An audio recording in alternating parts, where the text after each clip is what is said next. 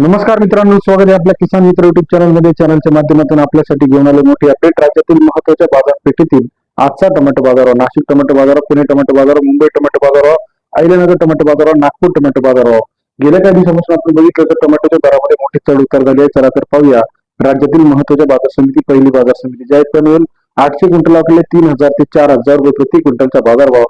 पनवेल या ठिकाणी सरासरी दर 30 ते 40 रुपयापर्यंत आपल्याला बाजाराची अपडेट पाहायला मिळते.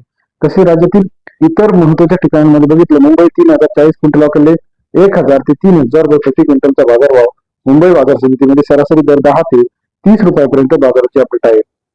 तसेच राज्यातील इतर महत्त्वाच्या ठिकाणांमध्ये सुद्धा सोलापूर 603 क्विंटल वाकले 1200 ते 2100 रुपयाचा बाजारभाव. सोलापूर कृषी उत्पन्न बाजार समितीमध्ये सरासरी दर 12 ते 21 रुपयाचा बाजाराची अपडेट आहे. तसे राज्यातील इतर महत्त्वाच्या ठिकाणांमध्ये सुद्धा आजच्या मितीला मोठ्या प्रमाणात टोमॅटोला बाजारभाव आहे. पुण्यामध्ये 1700 ते 2700 रुपयापर्यंत बाजाराची अपडेट आहे. आवक आहे 1750 क्विंटल. पुणे मुळशी 405 क्विंटल वाकले 1100 ते 3100 रुपयाचा बाजारभाव. पुणे मुळशी या ठिकाणी सरासरी दर 11 ते 31 रुपयापर्यंत बाजाराची अपडेट आहे.